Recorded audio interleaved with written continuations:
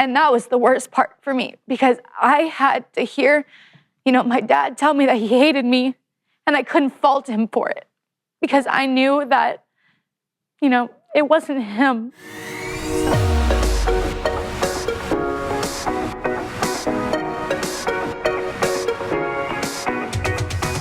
Hi, welcome to Unmuted. My name's Alyssa, and today I have with me Maddie. You might recognize her from the last episode if you watched that, and if you haven't, you should go watch it because it was really good and fun. But today I have my friend, and we met last year. Yeah, we were in theater together, which is kind of the topic of the whole last episode. But we met in your first show, which happened to be our UIL performance. So it's like a very intensive performance. Yeah. So we were together every day for like 3 months. Yeah, rehearsals are crazy. But I feel like we kind of clicked. And, we talked about it all last episode, how we got so close so fast. So that was really fun. And now I'm here. I'm always in theater. But I know going into our friendship, everyone has like their own story, and I could kind of tell from here and there that there was something goes on in everyone's life that you just don't know about until you get to really know them. And I want to talk to you about this, and I'm glad you want to. So I love how you put it about everyone has their own story. Yeah. That's like one of the things I always try and keep in mind is that you never know what people are going through. Exactly. I know. I always think about that. Yeah. I mean, I feel like I'm very type of person, I suppress things. I don't like people to see me hurting, I'm like very put my wall up. Yeah. Like if you're not close to me, if you're not in my family, if you're not in the situation, I'm very like that. And I've had to learn to put that wall down and let people in and help me because I typically don't ask for help. But I love the way you put that. Everyone has their own walk of life you'll never know about. Exactly. It truly is crazy. Yeah. So I know there was like little things that were here and there, like seeing you get emotional sometimes or like once before and not really knowing what it was, but I felt it wasn't my place to ask. Little things, and I know you joke about it sometimes, and I'm like, but like I don't know what it really is. So do you want to kind of just start telling us how it all started? Yeah, so I'll kind of go back to like the very beginning. I'll kind of preface the whole thing. So my dad, he recently passed away from Alzheimer's it isn't too recent now, it's about a year and a half ago. And he had it for not my entire life, but I'm 16 and he got it when I was probably about 4th grade, so 10 years old. So it's about 6 years ago. So when I was little, how was that? I know it was 4th grade, so you're still, you understand things, you know what's going on, but was it kind of, did you ever think like he would end up passing away, or was it like, oh, he's just sick, kind of like a cold? Like, did you really understand? Were you really in the loop, or was it kind of like, I don't really know what's... So, looking back on it now, me and my mom always talk about this. There's always little things that we think about that's like, oh, well, that's him forgetting something. So he started off, he had a job and he had been there for like 15 years. Yeah. And then he started to have some things that he couldn't really keep up with his job. He couldn't keep up with his work. He was a salesman, so he would go out and get things, like get reports, and then he couldn't remember what he talked to them about. And so it started off where my mom was having to do his job on top of her job. Yeah. So when I was little, I would always remember seeing that, and they were fighting. Because I feel like at first it's like, come on, like you can't remember it. Like, are you kind of like a thing where I'm like, oh, I didn't remember to do that, and then you don't really think anything of it. You're just like you just forgot. And my parents, they never fought. I've never seen them fight. And then that's what I was like, I was young and I was like, why are my parents fighting? I don't understand this. And so the first thing your brain thinks to is, oh my God, like they hate each other, right? And so I didn't really think anything of it. And so he had AFib, which is a heart disease, which we kind of think probably led to the Alzheimer's. But so I always knew that he was sick because he would have surgeries that I would know about. And so I always knew that he was sick. I always knew that he was different. And I mean, he was still my dad though, you know? So about 4th grade is when it started to get bad. I mean, he couldn't do his work anymore. He couldn't remember anything. He couldn't remember how to do this. Couldn't remember how to do that. My mom had to help him go ahead and do his reports. And that's when she was like, we need to go see what's going on because this isn't normal. Do you feel like that affected your relation? Like you could have, do you feel like it affected your relationship as daughter and dad? Like y'all couldn't get as close because he was always in the hospital? Or do you feel like it got y'all even closer because he was sick? He was home, like he had like surgeries here and there. He wasn't like in the hospital. So he had like surgeries here and there, but he was home for most of the part. So it wasn't, when I was younger, it didn't really affect anything. I mean, like, we always joke about, it's kind of awful, but we would like call him nicknames and stuff, because he got diagnosed when I was in 4th grade with dementia. It wasn't Alzheimer's. It was early onset dementia. So I don't know if you're familiar with that, but it's a disease and it's something in the brain. I can't quite remember, but it basically starts to deteriorate your brain until you can't function, right? So the brain is the organ that controls everything. So once your brain starts to deteriorate, then everything else starts to deteriorate too.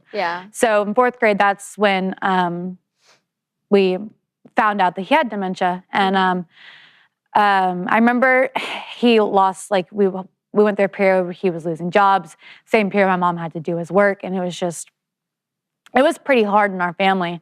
And we got the diagnosis and it was like everything just changed. It's like it went from what's wrong with you? Why can't you do this? Why can't you function? What is happening? Like what is going on? To like the realization that like I think I always knew. It's like the realization that like I may not have a dad in and years. This was still in 4th grade, correct? But So how do you feel it affected like going to school? Because I feel like now, I mean, you're so young and you're going to school every day, and you know that when you get home, this is all happening. You know, I feel like, did you feel like you were thinking like it was always like you're always thinking about it, even in school? Like how did that affect you in 4th grade, like at such a young age? Well, I remember when I was younger, it wasn't really like awful. Like I wasn't, oh my God, like what is it? I went to, at this time, we'll kind of move into like 5th and 6th grade, right? I went to school with my mom, and there would be things where, we got our dog then, I call him like my saving grace, Leon, the dwarf dog. We got that dog then, and it was like, he wasn't home alone. Like he had the dog, but he'd take the dog for a walk. He could still go walk around the neighborhood. And then like it got to the point where we would get calls, hey, he's walking down Luetta, which is like a main road. Hey, he left your neighborhood, he's going in there. So my mom had to start to get people to come take care of him, right? So there would be people that would come to our house and have to take care of him because he was a very active person. Like he was 6'4", he played professional basketball, not professional, he played basketball in college, and he was an athlete, so he couldn't sit still. So that's what got us in trouble, right? He would go outside and he would try and get on a ladder. He would try and do steps. Like he would try and do things to get exercise. He would try and go for runs and stuff like that. But it made it harder almost because he couldn't remember where he was going, you know? So he would try and take the dog for a walk and do stuff like that, work out, and he would end up hurting himself. So that's when my mom had to get someone to come and watch him. Like it was like a babysitter, and I wasn't really thinking much of it, you know? It was like, it was like my new normal. It was like, did you know that there was a possibility that he would pass away, or was it like, okay, this is the new normal and it'll just be like this for the rest of my life? Like he'll just, he forgets things. See, it was exactly that. When I was young, that didn't cross my mind. Yeah. I didn't think, I may not have him, It's like, you think, okay, it's almost not that he can beat this, because I always knew that it was terminal. I always knew that there would be an end. But it was like... But it's like everything, like that wouldn't happen to me. Everything's okay. He just forgets things sometimes. Like, it's okay. Yeah, you think he has 10, 15 more years. At this time, he had 3. Really? 4 years. Wow. I mean, yeah. So we had someone come watch him. And, I mean, we took him everywhere. Anywhere we went, he could still go. Yeah. And I'll talk about my mom for a second, because my mom, she's what taught me what love is. Yeah. Because, like, you talk about your vows, in sickness and in health. I mean, that woman, she lived up to those vows. And she taught me what love is. She taught me what it means to have your husband, say horrible things to you. And you have to just dismiss it, because you know that he's not in his right state of mind. And you love him, and that's what is all, love. Yeah. I'm sure it was difficult. I know you have an older brother, but it's like with wife and husband, you're like partners together, like best friends, raising a family. And when one of them doesn't have the ability, because he has the ability, he just can't remember. So it's kind of like she's on her own. She has little ones, but it's like you also have to take care of someone else, but also show your love to the other, like to the kids. That's what I think was, because you have to show your kids what love. You have to show your kids that this is my husband. This is who I love. When he can't be a husband, Yeah. And that's like that was like the hardest part for me, is having to see my mom go through that. It was like awful. Yeah. Because I always knew, like, I know they love each other. Yeah. My mom, she always says it. He's the love of my life. He was my soulmate, and they were. Yeah. They were. No matter what, they went through, he was the love of her life. Yeah. And then I'm sure she didn't want to try to, like, show as much of the hurt she's feeling. She doesn't want to cry in front of y'all. She doesn't want to show, yeah. So it's like she still wants to be there for y'all, but there's still this thing going on at home. Exactly. But she has to she has to put on a brave face. And as I get older, I recognize that about how much she went through. You start to, like, because I feel like as a kid, it's like, I'm just, Yeah. He's not feeling good. My mom's, she still has to take me to my practice, though, and I have to go here and here. And then when you get older and you, like, finally look back, you're like, okay, wow, she really went through it. Yeah. So going into older, like, when was the period where it was kind of like, okay, this is getting kind of bad? So like I said, we took him everywhere. Yeah. We took him on a road trip that we took. Then when my brother was in high school, there was one incident. He was standing right next to my mom, and then she looked away for 1 second, and he was gone. And he walked into the high school boys' locker room. He followed people and went to the locker room. And that was like the moment where we realized, like, this is to the point where it's dangerous, because he follows someone. You never know. So we take him on vacations. We were going to New York that summer. That was like almost a gift from God, a gift in disguise. That happened, because that's when we realized we can't take him to New York. I mean, we were getting on a subway and he walks off and we're 5 streets down. Yeah. And we'll never see him again. Yeah. So that's when I started to realize, and this was my summer going into freshman year, that we went to New York. Mm-hmm. That's when we realized this is progressed. So we go to New York. We left him with his parents, or his father and his stepmom, and we came back. And I was like, there's something different. Mm-hmm. And I couldn't quite put my finger on it. And I told my mom, I was like, Mom, he's lost weight. Mm-hmm. He's lost weight. Because he was 6'4". Mm-hmm. And when you're 6'4", you can tell when there's like a noticeable weight drop. Yeah. Especially because he had been kind of chunky. we called, he had like a little thing on his stomach. We called it the bowl. It was a whole thing. But I was like, he's lost weight. And so he had a surgery coming up. And so she took him surgery and he lost 40 pounds. Wow. Like 20, I mean. Pardon me, 20 pounds. Well, still 20, yeah. He had lost 20 pounds.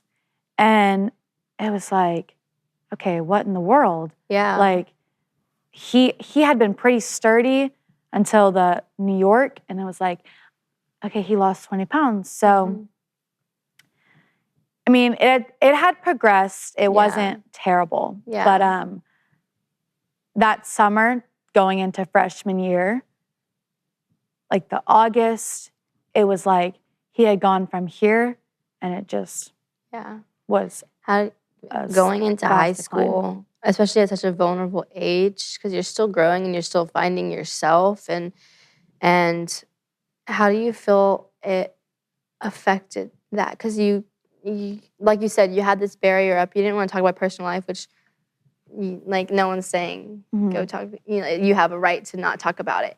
But going into high school and you can't talk about it, you don't want to talk about it. You don't want to go up to this girl and her be like, "Why you look so sad?" And you're like, "Oh, this is happening." It's like, no, it's none of your business. But I'm not going to tell you.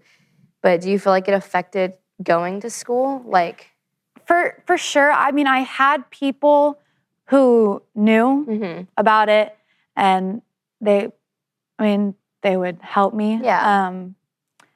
So, I mean, I had people at school who knew, and if I was having a rough day, I could go to them. My mom, she always emailed my teachers and told them That's good. about it. Yeah. But, so it didn't really affect me too much in school because I didn't tell anyone. Yeah. I mean, I had my friends who knew, but that was about it. But, so that August, he had never been aggressive during it, never aggressive. And when I said, like, it started to change, a fast decline, he started to get more aggressive. And there was one specific time that I remember I was walking in and I would get frustrated. I remember, falling down to my knees and why is this happening to me? Why is this happening to me, Yeah. And just praying to God, like, why do I, like, what did I do? Yeah. Do you feel like that affected your faith? Like being like, well, why would you do this to me? Like, why does my dad have to get sick like this? I would just always pray, please give me a sign that you're here. Like, because when you're in the midst of it, you don't feel like he's there. Yeah. And this was like, honestly, probably the lowest of the low for me. I remember I was walking outside and he had said something I don't quite remember, and I just turned around, and I regret this, and I was just let it out, and I was like, I hate this. I told him that I hated him because he had never got aggressive, but he would say things to me. He would, just say things to me that he couldn't understand what they were doing to me, or he would make looks, or he would grab me, or like he didn't understand what he was doing. This was like September of my freshman year, because this was like the worst of it. He would grab me or he would say things to me. He would tell me that he hated me. And that was the worst part for me because I had to hear, my dad tell me that he hated me and I couldn't fault him for it because I knew that, it wasn't him. So I just had to honestly just roll with it, I had to look my dad in the eyes and him tell me he hated me and just have to go with it. So it got to a point where it was like, like, I don't really know who you are. Yeah. But it's like, you're still my dad, but I just doesn't feel like you're him. Yeah. And the point from my mom, I had a sleepover with some friends and he had been having some bathroom issues. And I had a sleepover and my friends were there and my mom, it was like a professional development day. My mom had to go to work, but I was home and we all took part in watching him. This was where he could not be left alone for an hour. Before he could be left alone for an hour, 2 hours. So I had to go check on him. This is where he could not be left alone. I had a sleepover with my friends and we slept in a little too late. And I looked outside and he was pooping in our backyard. And that's like, it's like a part of me wants to laugh, but I realize, and I was so embarrassed because my friends were there. Yeah. And I had to go grab my dad and go take care of it. Nobody else had to do that, Yeah. It was just like that mental strain. And so it was like, and I remember calling my mom and I was just bawling. I'm like, I had to go, he wasn't like streaking in the backyard. He kept it controlled, thank God. But I had to go clean up my dad. Yeah. With my friends there. I had to go tell him, go take a shower. Who has to do that? Yeah. But it's what you do. He's my family, he's my blood, he's my dad. Yeah, exactly. I'm gonna take care of him. You always think about, when your parents get old, when your parents get old and you're in your 30s and you have to go take care of them, you have to go do this and do that. I had to do that when I was 14. I had to go, take care of my dad. When I was 14, I had to go, put this diaper on.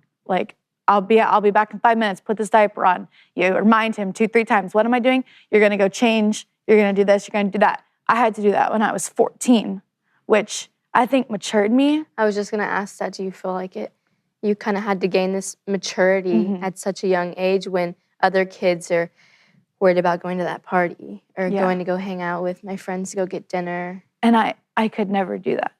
Yeah. So after that point, when he had an accident, my mom decided it was time to put him in a nursing home.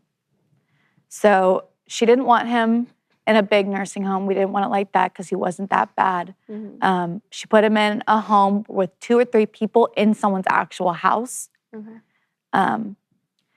And we didn't know, but the woman who was taking care of him, she was doing the most detrimental damage that could have ever been done to him. She decided that she wasn't equipped to handle Alzheimer's. She decided that instead of helping, reminding, it was too much for her. She called the doctor and asked if they could put him on drugs. Okay, so instead of helping him like an Alzheimer's person should be taken care of, they drugged him. Wow. Well, we didn't know what it would do at that time, but they put him on a drug. And I remember going to see him, and it was like he had gone from talking, and he could say words. They weren't very together. And so my mom was not happy. So she pulled him out of that, and we found a place to put him in. And that was the best. This is a God thing. And usually people are in nursing homes for 2 to 3 years. He ultimately was in the home for 3 months. So we put him in the nursing home. The people were lovely. He took to people, he had people around him that had Alzheimer's. They knew how to deal with Alzheimer's. They didn't just put him on medicine that would shut him up and make him sleepy. Because Alzheimer's, they were aggressive. Like I said, he got more aggressive as he got more progressive in the state of Alzheimer's. She didn't know how to, that other lady did not know how to deal with that. Yeah. But they knew how to deal with Alzheimer's. They knew how to deal with aggression. And that was the best thing for him. And did you ever feel, I don't know if this is the right question, did you ever feel like guilt? Like, I really wish he was at home. And it's kind of like, I have to go visit him now. Even though it's, if you think about it, it's good. There's someone there who, not to sound like a selfish thing, but it's like, I'm in high school, not to be selfish. You love your dad, but it's like there's someone there who's always there for him, who will watch him and take care of him in ways we might not be able to. I don't know if this is messed up. I honestly was relieved. It was like my family can go back to semi-normal. It's not, I have to come home straight after school because I have to make sure, I have to, the lady who takes care of him, I have to switch over to taking care of him until, it was a relief. So he's in the home, and it's about January. His birthday is January 11th. And we have a tradition. We always went and get pappardelle. It's a seafood. He's from Louisiana. He loves seafood. So we brought him his seafood, and it's about January. And at this point, he's 6'4", and he weighs about as much as I do. So he's skinny, cheeks have sunken in. It's like, it's awful to see your dad in that way. And at this point, he was not talking. Like I said, maybe 1 or 2 words. Not talking. He was in a wheelchair. And it was just a lot. It was like, it's his birthday, and it didn't feel like it. It was more like just very disturbing. Like That's he was the word. there, but like he wasn't there. Yeah. So fast forward about a month. He had been in the home, been on and off, and we're leaving for a horse show that I had that weekend. And my mom had been told a couple weeks before, you need to make funeral arrangements because he's declined very quickly and it's not going to be much longer. So we're leaving that weekend, and my mom was very worried that he would pass away when we were gone. But we were like, we're prepared. If we have to leave, we have to leave.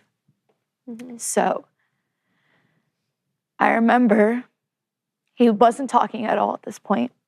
I remember sitting next to him, and I had driven to go see him, and I was sitting next to him. I had my head on his shoulder, and I just whispered in his ears, "It's okay. I know you're hurting, but if you need to let go, we're going to be okay." And he squeezed my leg, and it was like his way of telling me, okay. And 3 days later, we got the call. I was at the horse show. We were heading home. We got the call. You need to go home. You need to come home. And his sister was in town. Thank God. That was another thing from God. And I remember when we got the call, my mom telling me, and she just looked at me, and it was just like, this is it. I've had all of this for this. This is it. This is the last time I'm going to see my dad.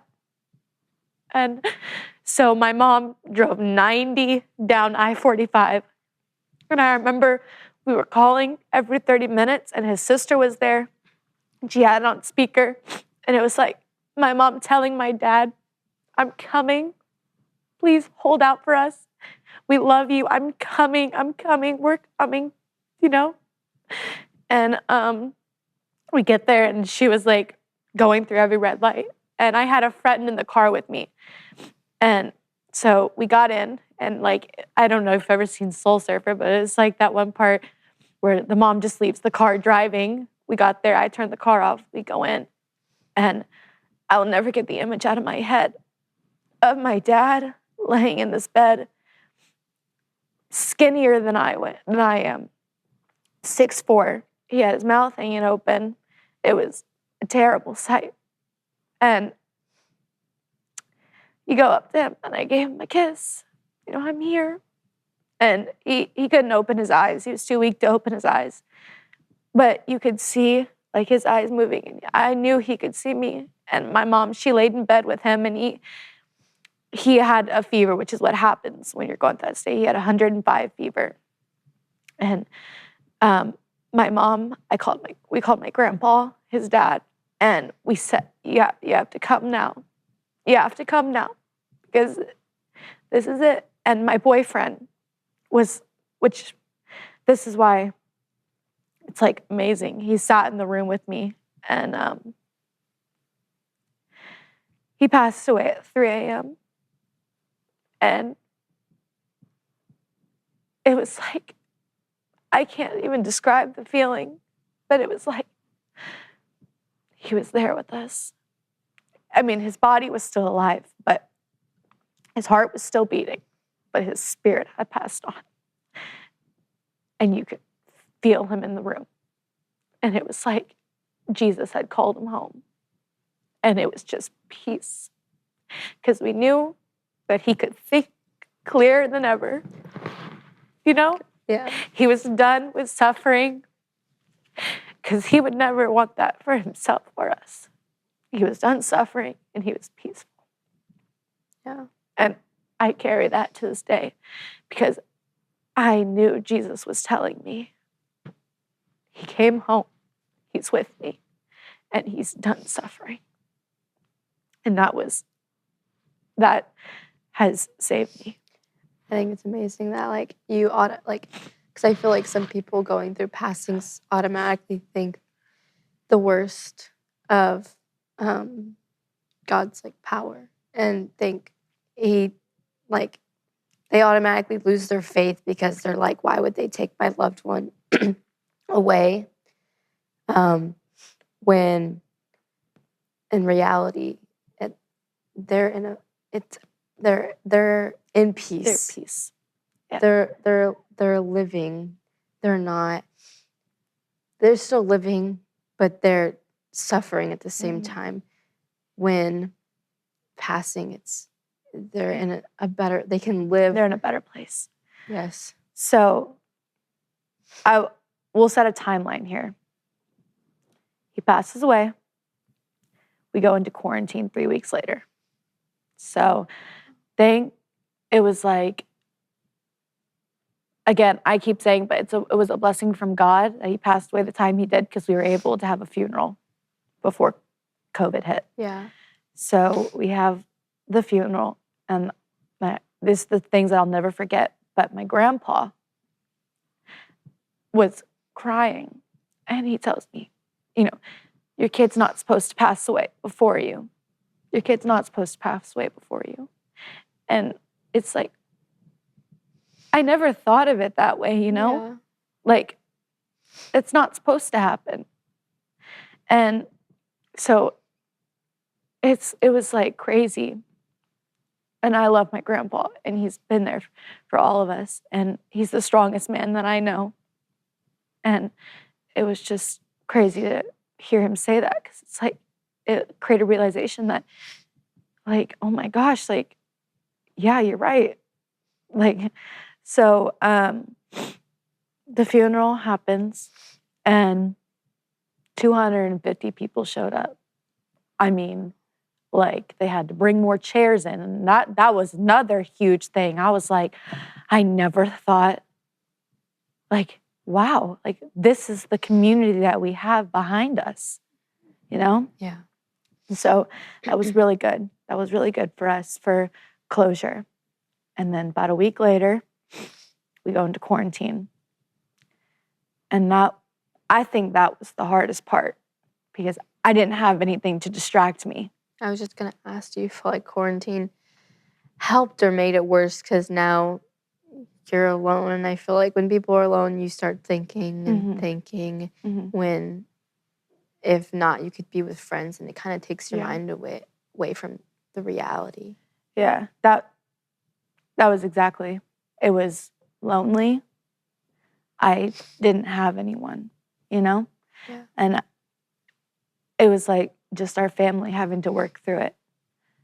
And yeah, I mean, I think that was the best and the worst thing that could have happened. The best, we didn't just say, move on. We didn't distract ourselves. We had to deal with it. We had to face our demons head on and conquer it. Yeah. Do you feel your faith really helped with you moving on? Was it like, I always have someone to look to? So it's like there's this loneliness, but you know that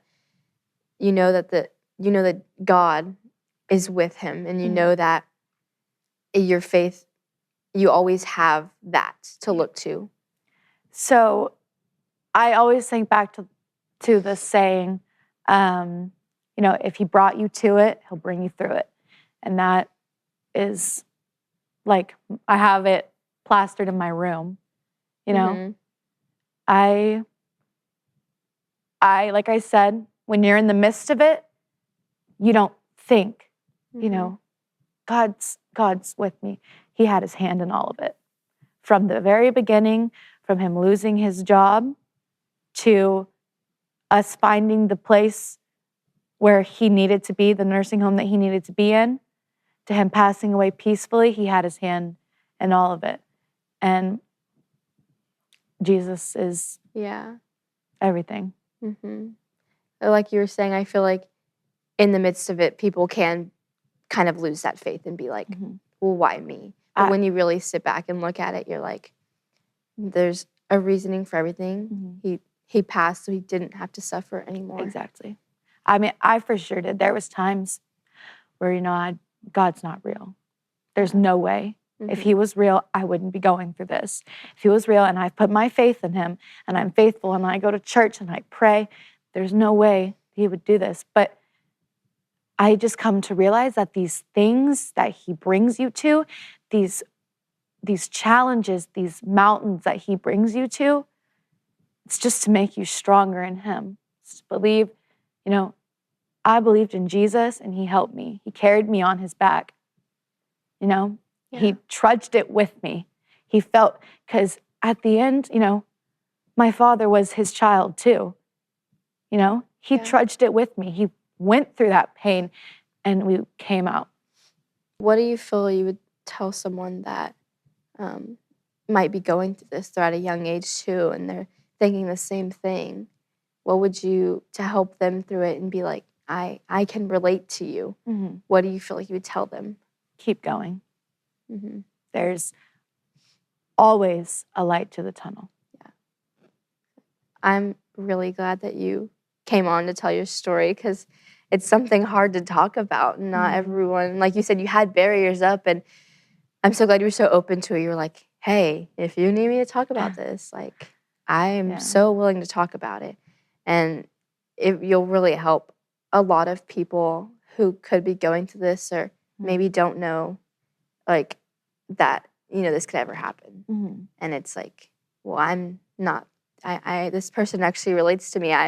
Because like you were saying, your friends they can't relate. Not every teenager goes through that. Yeah. It's something that maybe no one at your school is going through the same time as you. Yeah. Which, I mean, we never know, because everyone has their own story. But I'm really glad that you came on to talk about this, because a lot of people you'll help people not feel so alone. Yeah. But if anyone needs any prayer, you can text this number. And thank you again for coming on. It really means a lot.